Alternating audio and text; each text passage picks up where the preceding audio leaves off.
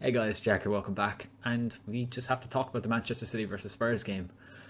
It brought up a lot of questions and it has really made this Premier League title a bit more interesting. Let's jump into it. So yeah, this game was very interesting to begin with. We saw Manchester City dominated this game throughout, and Tottenham Hotspur set up in kind of a bit more defensively. Postecoglou clearly understood what Man City could do, but not enough to kind of change his own style. So what I saw was that Manchester City was able to bypass Tottenham quite a lot. And what they did was that they pressed really high up and they prevented Tottenham from building out from the back. And while that worked for the majority of the time, it was a very good break courtesy of Brian Gill, who managed to turn the play, and Kulusevski played through, put a ball over the top for Son to put it away. And they were up 1-0. But then Manchester City regained control and they did what they kept on doing, which was bypass Tottenham's midfield. And as a result, they were able to get to the bylines and cross it in, and that's where they got a lot of their joy from the bylines. Because what would happen would be Udogi and Pedro Porro would invert, because Basuma and Lo Celso to an extent would just try to make themselves available in the very centre, but that meant there was a lot of space being left. And like, while Brennan Johnson and Brian Gill did get back, Gill just kept getting dispossessed, and I say that's the reason why he was substituted in the second half. And Manchester City held on to the possession for the entire game, entire first half. And they got their 2 goals and they were quite comfortable going into the second half. Postecoglou saw what was happening, brought in Pierre-Emile Højbjerg, who was able to seize a bit of more guile, a bit more focus in midfield, and it allowed, Basuma and Lo Celso to kind of rotate a bit more, and there was more security in the centre, and it did seize Man City for a good chunk of the game, but they were still on top. Don't get me wrong, but then Manchester City seemed to slow down, and kind of went from Tottenham Hotspur playing as if they had 10 men and they were trying to survive to getting back into the game and looking more progressive.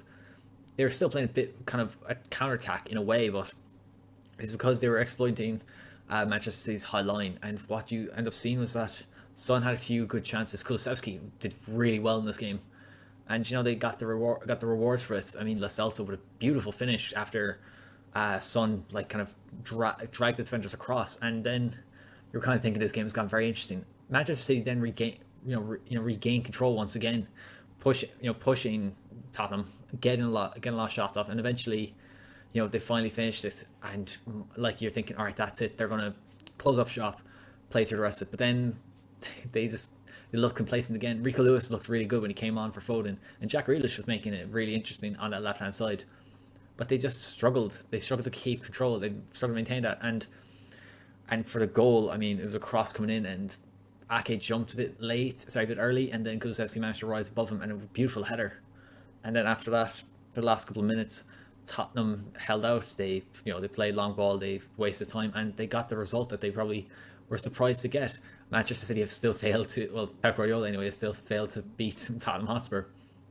And you could see how annoyed it was, especially towards the end, where the ref was a very poor call to play the advantage, but then when I believe it was Alvarez who was through on goal, then called back for the foul.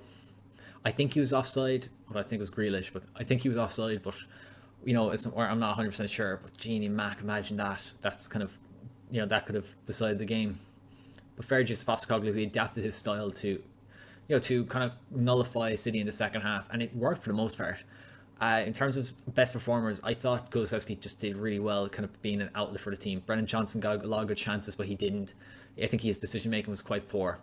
And with City, I think Alvarez looked good. Bernardo Silva looked good, obviously. Holland missed a lot of great chances, including one in the first half where it was a tap in, but he dragged it. I think overall, City really should have done more in this game. I think they should have won it in the end, because the back line definitely, like Tottenham's back line, looked really kind of patchy. They looked like, they were down to 10 men and they were just trying to shoehorn defenders in. But, fair dues to Tottenham, and they can, they've ended their losing streak. But Manchester City still have a 3-game draw streak. I don't know what you call it. And now it's going to be interesting to see how they face against Villa with the likes of Rodri and Grealish missing due to suspension. So yeah, that's it for this game. Let's just talk about the rest of these games. So let's quickly run through the rest of these games. Brentford comprehensively beaten Luton 3-1, courtesy of goals from Ben Mee, Maupai and Jean-Baptiste. While Luton did have good patches, I think they were just a bit poor in possession, and I think that's what cost them in this game. But fair dues to Brentford, they moved to the top half of the table after a very shaky start to the season. Arsenal beating Wolves 2-1. I think overall they were really comprehensive in their performance. They looked really good going forward. They seemed to seize control of the game, especially at home.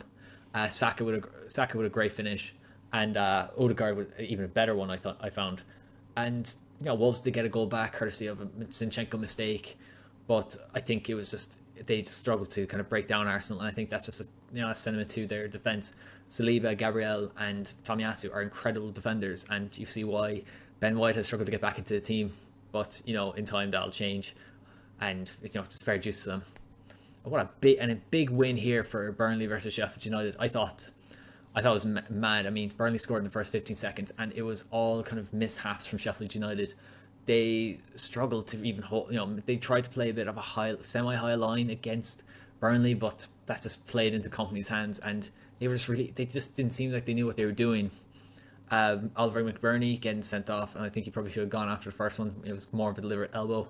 The second one was an arm across, but it was a yellow in the end, and it was gone after that. But man, it must have been so nice to finally win a game at home in the Premier League, and the Company would just be really relieved that they have a win in their belt, and hopefully they can take this into the next game. And a big win as well in the relegation zones was for Everton, who beat Nottingham Forest, and while Forest did have a couple of good chances, they didn't really threaten goal that much. Pickford wasn't really worked as much as you probably would expect, but Everton attacked really well. I think Vlachodimos was a bit sus with his goalkeeping, especially coming out for crosses. He seemed to struggle with the likes of Beto, challenging in the air, and you saw what happened, and they almost conceded a couple of times, but well done to Dwight McNeil. Brilliant finish to get them a lead, and they held out incredibly well, and that pushes them even closer out of the relegation zone despite the 10-point penalty. And this next game I watched, and I sort of regret watching. Newcastle versus Man United. I thought, given Newcastle's the amount of energy they expelled in that game against PSG and suffering disappointment, and I said Man United suffered similar. I just thought United would kind of have spring a surprise and keep up their good form in the league. But Newcastle looked as if they were, they had a full week off, while United looked a bit sloppy. It wasn't until the last probably 10 minutes where United started to pile on the pressure, and at that stage, Newcastle just had their goal. Brilliant, good finish by Anthony Gordon, good movement, and I think Newcastle probably should have won this by 2 or 3 goals. Really sad for Harry Maguire with the goal that could have been the equaliser, but I think he got in the middle in front of Anthony's shot, and the deflection. He took the deflection and it was offside, because I think he was one of the best performers on the pitch for Man United. But Ten Hag wants to rally his troops and kind of bring back a positive uplift.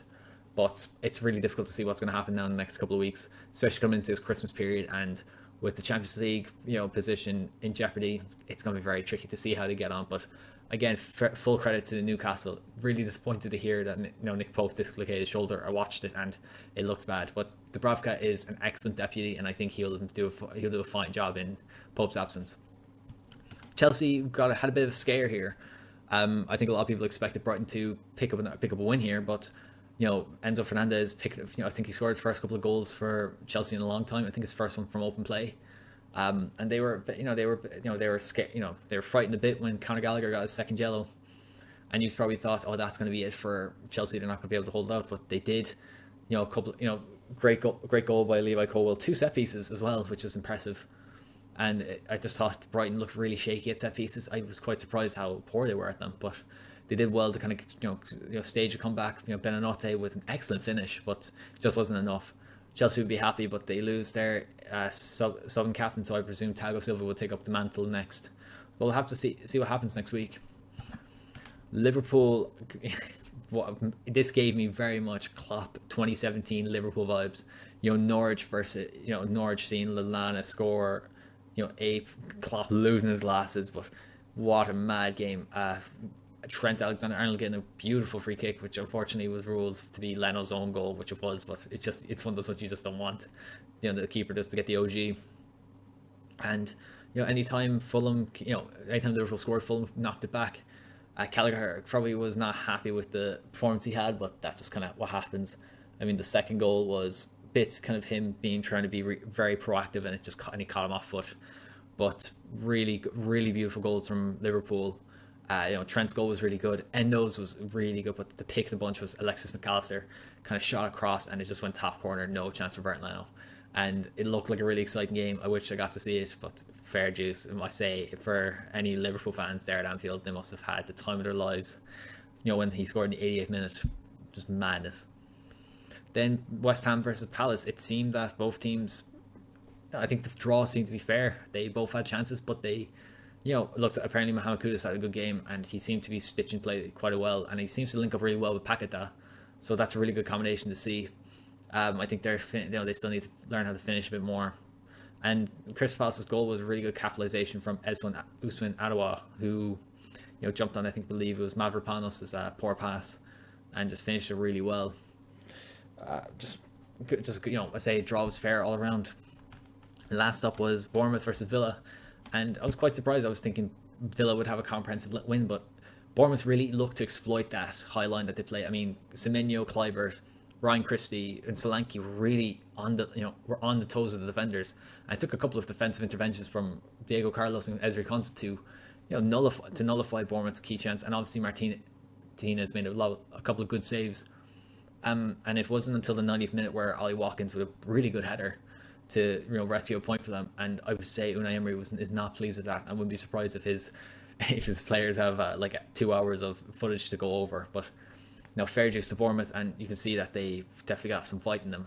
It's making this kind of relegation battle really interesting. Yeah, that's the video. I hope you enjoyed. If you liked the video, please give it a like, subscribe to the channel. Thank you very much for watching. Until next time, take care.